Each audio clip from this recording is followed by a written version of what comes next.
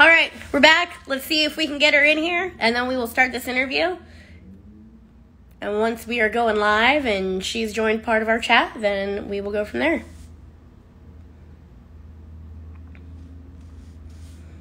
All right, I think she is here. So let me get her added.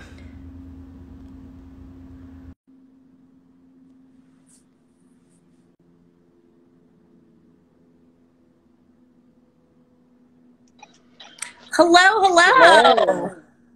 Hi. Hi. So, AJ, thank you for joining us. This is AJ, who plays for the Utah Falconz. Super excited to have you here.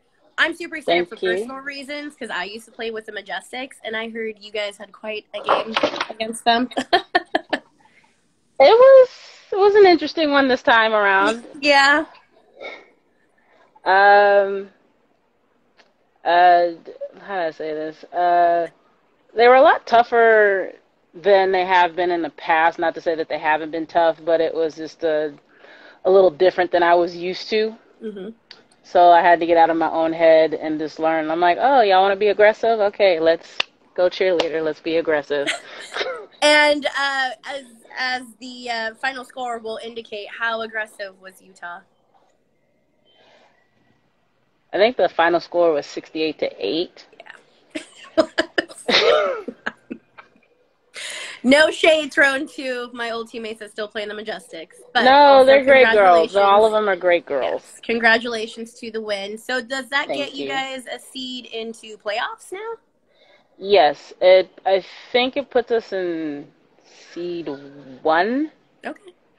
I think. Yeah, I believe so. Seed 1. So to my understanding, I think we're playing Las Cruces first in the first round on the 15th of July.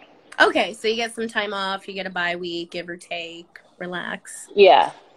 I much need a break. I was going to say, give your body some time to heal a little bit. I'm old. I need a nap. That's where I'm at. Is this your first year playing? No, I've actually been doing this for about 10 years. Nice. Awesome. Yeah, so off and on for about 10 years and have been with the Falconz since its inception, but did play on another team prior. That was in Utah that defaulted eventually. Okay. And here I am 10 years later. And I've literally played with Rick Rasmussen since he started coaching. That's awesome. And that was with the other team actually too. Very cool. So that's just a really tight connection and a tight bond that you have with your coach.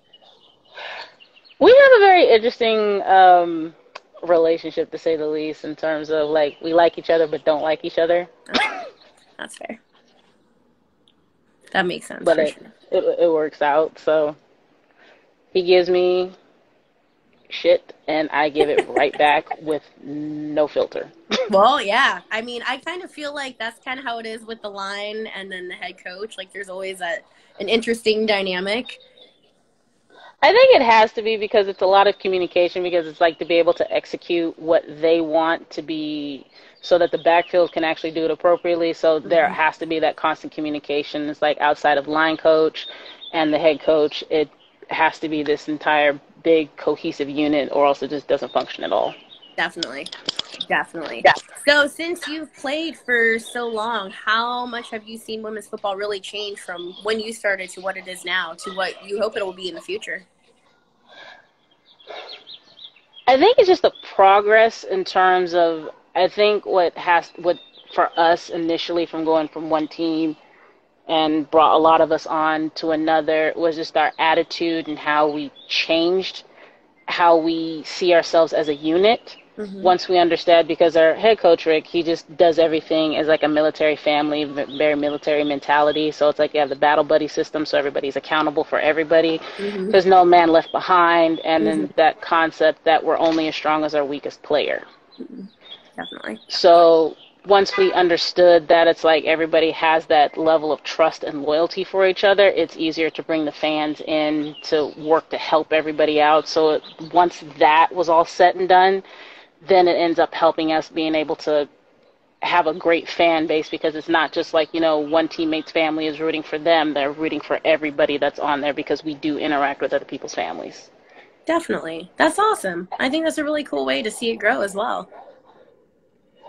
Considering from where it started to how it is, yeah, between admin and players and staff in terms of like the coaching, it's come a long way in terms of being able to take us seriously as Mm-hmm. football players, because it's a lot to take on, because you do have, like, I think a lot of the coaches forget that a lot of these women that come in and start playing, they just learned it Yeah. 6 weeks prior, or the Yep. day they just started, or they're learning it now. So trying to get them to get caught up between the mix of the veterans that still understand it but don't know all the rules, Mm-hmm. or they're just completely ignorant. Because I'll be the first to tell you, when I first started playing, I'm like, I know you kick a field goal. I know there's a quarterback and a fullback. I know nothing about line. I just know there's 6 points, and then you get a kick, and then it was 7 points. That was the end of it. Yeah. That's all I knew. So over the years, of course, I've had to learn. And so they forget that it's a crash course, Yes. and it's a rough crash course. Yes. It definitely can be. Absolutely. And it can be like extremely overwhelming, but Mm-hmm. it's either your personality, either you just take it on and suck it up and just being like, all right, just point and tell me where I need to go, or you in the books trying to figure it out. Yeah, definitely. Definitely. What made you get into football? As an adult, it was kind of just the typical sheer accident. One of my now friends, who I haven't seen in a little bit actually, saw me actually in a shoe store because I was looking for some high tops, and she was just like, "Have you ever played sports before?" And then she tried to recruit me to play for another team, and I came out just to go check it out the first few times, and then it took me a while to actually come in and play, because it was at the time, because it's expensive. And people forget that. So I eventually just sucked it up outside of some family problems I was having, and just like, you know what, let me try it. I'll give in. And here I am 10 years later. That's awesome. So it kind of hooked you, basically. It kind of did. Now I'm just in a space where I'm just like, okay, I'm old. It's time to retire. Are you going to retire this season? You going to give it one more season, or are you still kind of up in the air? I'm a little up in the air. I just do know that I'm reaching a peak where it's because, like, I don't have my Wolverine healing factor anymore, and that bounce back is not there like it used to. Yep. And before I could be like, oh, after a game, go get in some heels and go to the bar. Now I'm just like, no, I'm going home. I'm going to take a shower, even if I make it to that, and I'm going to bed. I'll see you ladies later. Goodbye. Right. Yeah, exactly. Come Monday, I might be human again, but for now I'm done. Exactly, and I'll just get online and play video games with friends and talk about what happened. There you go. That's awesome. Do you ever see yourself being in a coaching capacity? I've considered it, but it's kind of like those who can't coach and those who do play. And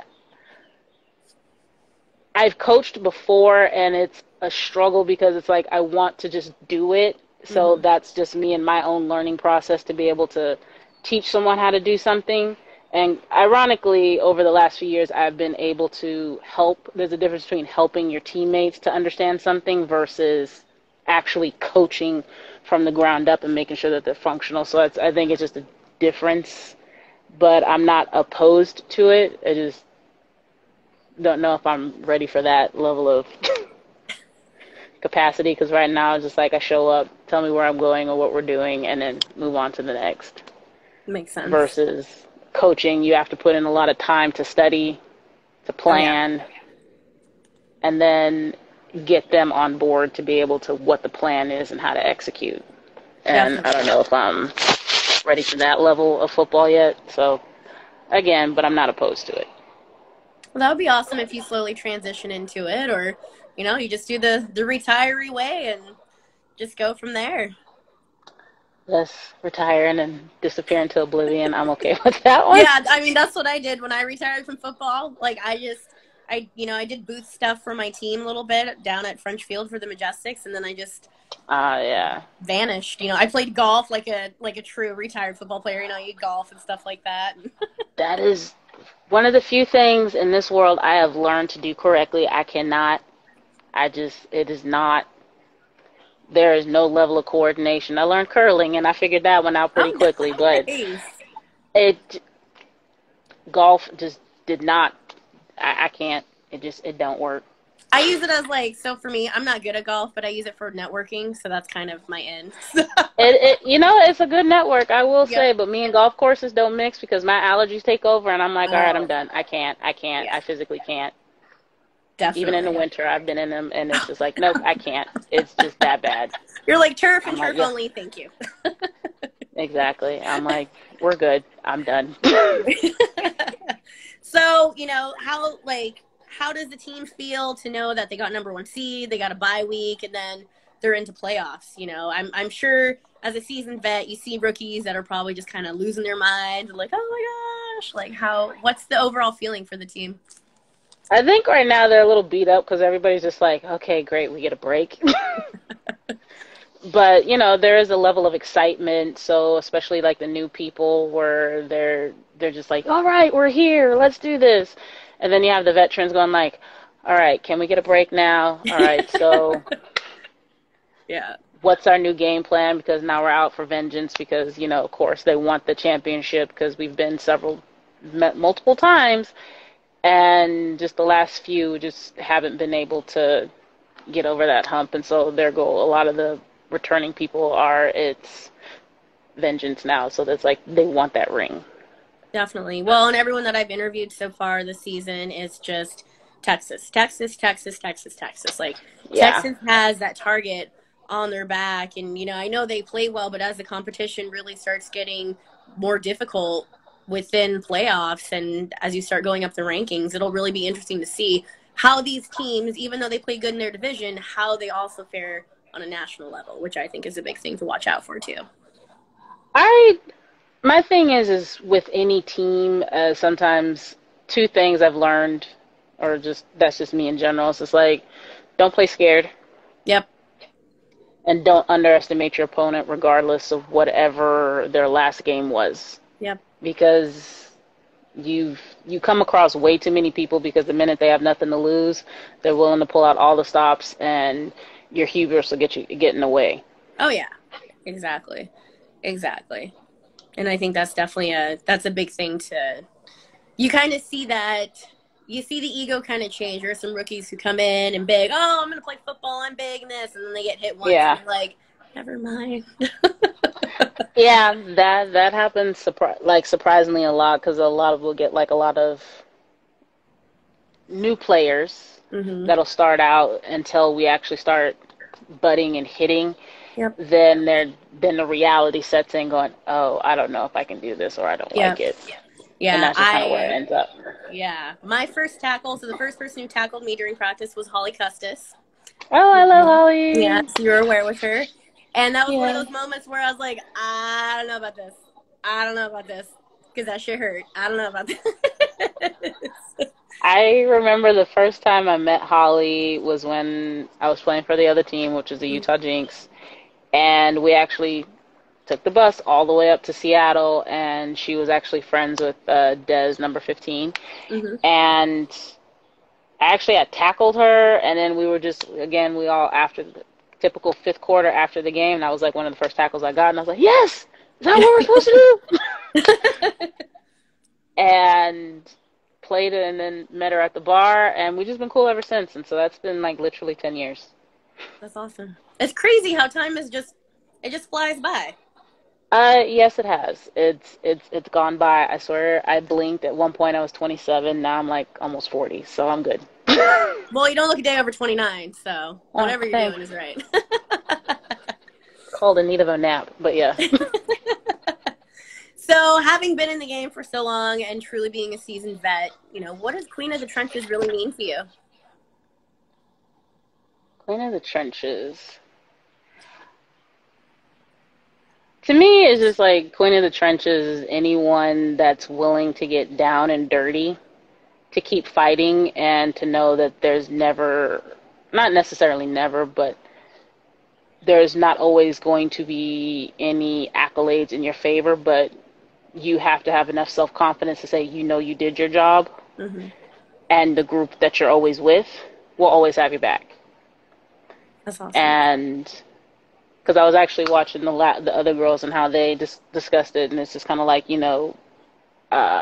what like linemen are, and then basically it's just like, I'm not going to repeat exactly what they said, but what it comes down to is just like, it's like how they say, is just the camaraderie, how well you guys going to fight for it, and how dirty you guys going to want to get to that next. I'm like, because y'all can just trying to get to that, just those 3 inches or those 3 yards you're just trying to gain. Yeah. So that's just kind of how I see it. That's awesome. Well, I'm super excited for you guys' postseason, and I know you're super excited for the break in between. So I'm very excited that you're excited for that, because yeah, that's worth gold. I remember those days. That is worth gold. A day off is gold. Yep. So I am definitely going to be keeping an eye, especially as playoffs start and people start getting in there and teams start getting eliminated. I wish you guys the best, safe, healthiest off season. I hope that you enjoy your time. And I will definitely be watching. Please tell Holly hi. I've talked about her now twice in these interviews. So Holly, will do. At some point in time, we need to get you in this interview with your team, because now we've already talked about it so many times. She does. Now she is officially a lineman. Exactly. Oh, perfect. I'm going to text her as soon as I get done. See, get her to do it, and I'll just be like, hey, Holly, guess what we got to do? Exactly. Well, thank you so much for your time. I really appreciate it. I will let you go and let you get your rest. And like I said, I will definitely be watching. And yeah, let's definitely get you back on here again. All right. Thank you. Thank you.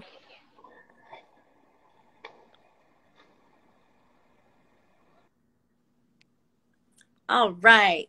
So that was AJ from the Utah Falconz, and they had a really good game. Like I said, it was against the Seattle Majestics, and much love to my former team. I used to play with them, but the score was 68-0, or 68-8, excuse me, 68-8. I'm sorry. And for them to be able to go up to, being the number 1 seed and getting into playoffs, a lot of teams are really getting forward to looking to see how championships are going to roll out. So I know I'm excited to watch the preseason. As everyone is watching, if you are playing, if your season ended, just know that you're still going to come off to a great start next season. If you're in your off season, make sure you work out. And also, if you're continuing to your postseason, I wish you the safest and healthiest and most epic games possible. So thank you for watching, everyone, for another episode of Tuesday's Queen of the Trenches. And I will catch you next week on No Line, No Shine.